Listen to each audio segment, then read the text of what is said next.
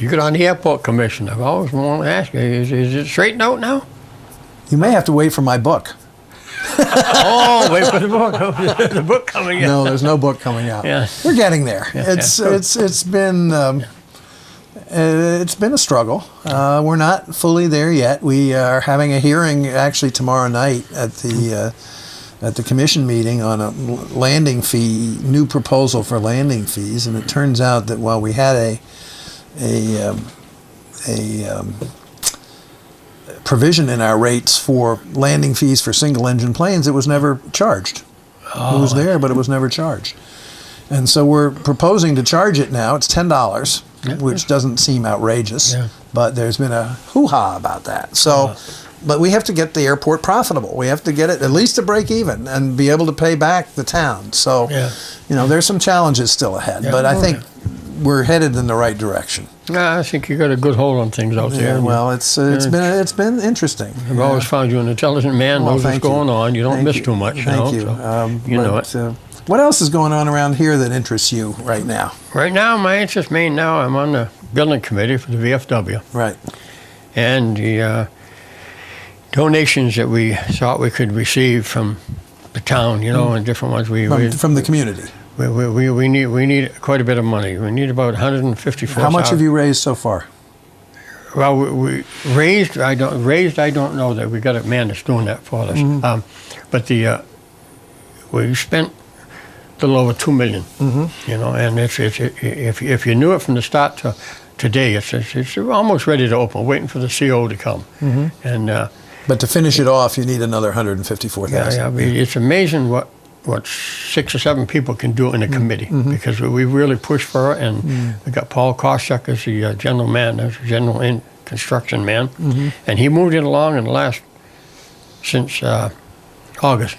He's moved along very well, and he really got stuff done. The only thing we got left now is furniture coming, but we have some back bills that we have to pay, and we spent out a second appeal request from the public, but I think there's enough money out there and enough veterans there that could help that even the summer people, there's good bucks there, and if we can get through them, we'd like to start off completely, from zero and go from there. And it's about 75 by 154 feet, the building. So that's big. It has 2 dining rooms. It has a full master kitchen, which whoever rents it, they can they can rent the kitchen or not the kitchen. They'll have it catered. We have a shut-off wall in there that it separates a large room on the end and a smaller one here. You can have 2 functions at once. How many people can you get in there? Do you know? We can get 350 total I think in both rooms. 340, 350, something like that. And then there's 60 in the regular lounge for the veterans, But it's all separated in 3 units. And it will be available for rent for other groups, weddings, whatever. For funerals, if you want, we can do everything, Yeah. Catherine may be knocking on your door. Right. Yeah, right, Catherine. Yeah, she's a good woman. Yeah. God bless her. Yeah.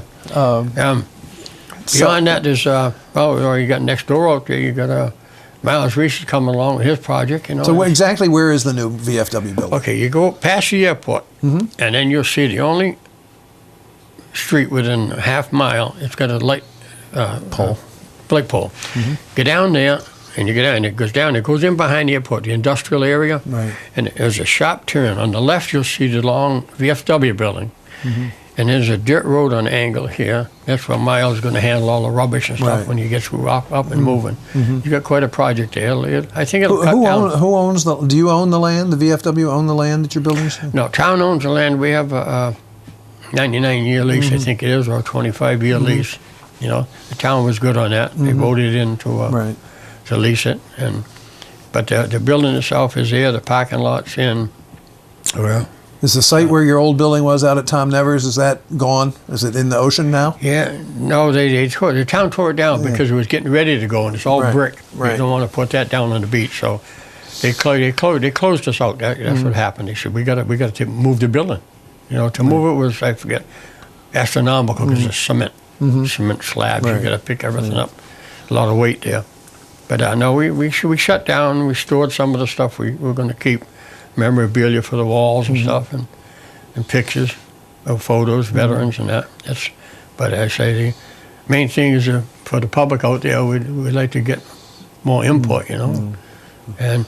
But it's good because it's very hard to find a venue on the island for that number of people, especially for something. I mean, obviously the Dreamland can seat that many, but for a sit-down function or anything of that sort, it's wonderful that we're going to have that. Sorry, it's not downtown, but you know, be that as it may. We got the parking out. That's the main thing. You can't find that parking downtown. That's right. Going to have parking for about 120 cars. You know, it's large. You know. Well, there used to be an outfit come down here. I think they got the yacht club and then the jetties. It was in the tent. An insurance company or something used to come down here every year, and then they got one down to the yacht club down on Washington Street. I can't. Well, the old yacht club, the Nantucket Yacht Club, can take about 400 people. So that's you know. Yeah. But nonetheless, there is a big need for that sort of space. When is the projected opening?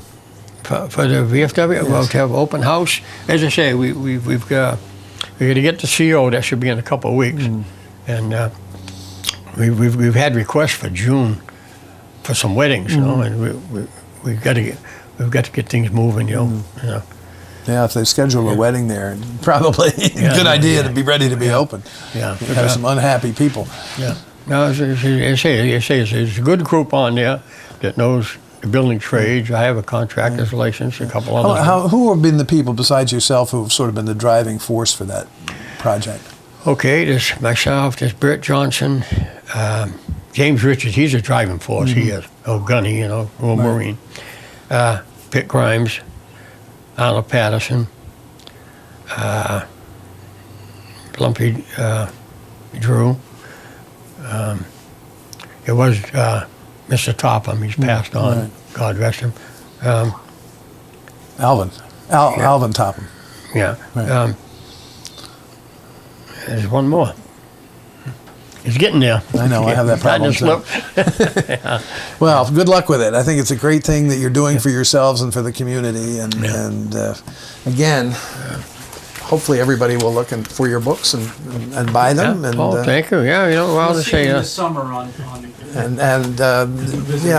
that's right. I understand that you will be helping our friend Gino over here with reading from this a little bit during some snippets of history and memories. If you want, you know, I'd like to, you know, but I say I'd like to, you know, have like a every 2-week program, maybe also, you know, the Answer Man, you know, on Nantucket, you know. You know, I'd like to get involved in that, start something going. All right, here's a question. We'll finish up with a question for you. Who owned the property that I now live on back in the 1920s, 30s? 20s and 30s? Oh, that's a good question. Let me go back. I don't know the answer. So. Well, the owner... It's the old Ramsdell farm. Yeah, right, I think that was... Mrs. Ramsdell was a school teacher on Gardner Street. And Mr. Ramsdell, his brother, worked in the bank. Frank owned the property across the way, on the other side of the little road, and then the other side of the Warren's Landing Road. Well, the family that owned it was used to be the you know, the Drake's Cakes and all them. They owned it. No, we weren't Drake's Cakes. I couldn't resist. John, thank you very much. Great to see you. Thank you. I wish we were. Thank you, Gino. That was